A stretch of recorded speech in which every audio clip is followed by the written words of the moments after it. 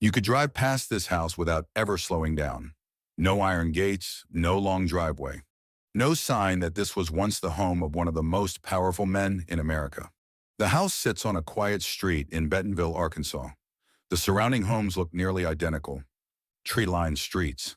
A still, unremarkable calm. Yet inside this house, a philosophy was formed. Not a philosophy of wealth, but a philosophy of how to live, how to work, and how to see people. The man who lived here was Sam Walton, the founder of Walmart. And for a time, he was the richest man in the United States. That is the paradox. If power is not expressed through mansions, then where does it live? In which room? At which table? Beside which fireplace? In which repeated habits? Carried out when no one is watching. In 1992, Sam Walton received the Presidential Medal of Freedom, the highest civilian honor in the United States. It was recognition of a man who had fundamentally reshaped American economic and social life. But when the ceremony ended, he did not move to New York. He did not buy an estate. He did not change how he lived. He went home, back to Bentonville, back to the quiet ranch-style house. This is not the story of Walmart as a business case. It is the story of a house and how a life without display became powerful enough to change the way an entire country shops. If you value documentaries that explore power through people rather than spectacle, consider liking this video and subscribing to the channel. And to understand why this house mattered, we must return to where everything began.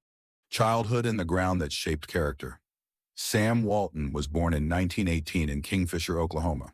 This was America before mass consumer culture, before big box stores, before shopping became a national pastime. His family was not wealthy.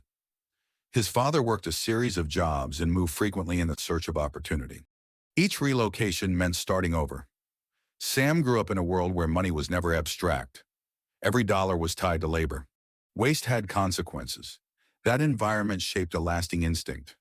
Observe carefully. Spend cautiously. Never dismiss small details. Even as a child, Sam was drawn to stores. Not because of products, but because of how people behaved inside them. He watched who entered first, who lingered, who returned, and how a simple smile from a clerk could change a customer's decision. This was the beginning of Walmart, not as a retail model, but as a habit of observing human behavior. 1945. Learning retail through practice. In 1945, World War II ended. More than 12 million American servicemen returned to civilian life.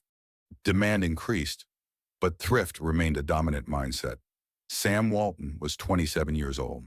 He had served as a logistics officer, managing supplies and costs. Efficiency was already second nature. On September 1st, 1945, he took over a Ben Franklin variety store in Newport, Arkansas. Ben Franklin was not a major brand by modern standards. It was a mid-sized franchise chain focused on small towns, selling everyday essentials. The initial investment was approximately $25,000, financed through savings and loans from his wife's family. Most items sold for just a few cents to a few dollars. These were not status purchases. They were necessities. Sam did not manage from behind a desk. He stayed on the sales floor, watching, listening. He noted what customers liked, what annoyed them, what brought them back. He worked longer hours than anyone else, greeting customers by name, learning their needs. Within a few years, annual sales more than doubled, from roughly $80,000 to over $200,000.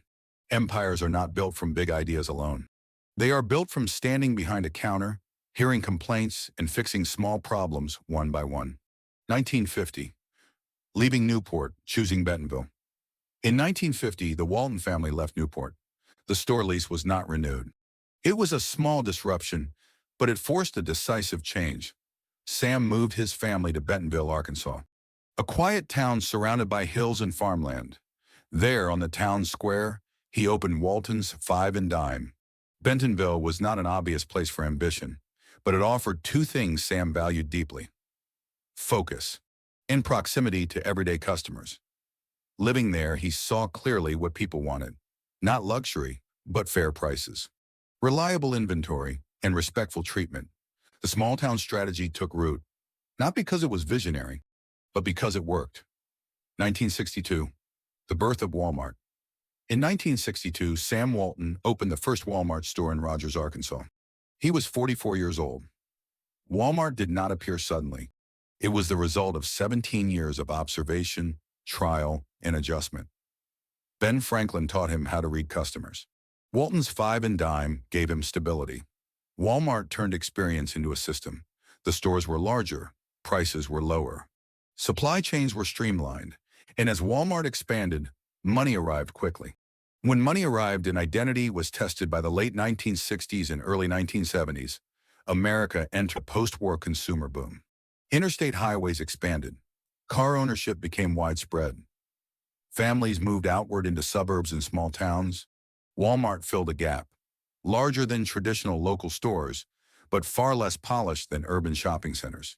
The strategy was precise: lower prices, minimal overhead, rapid inventory turnover.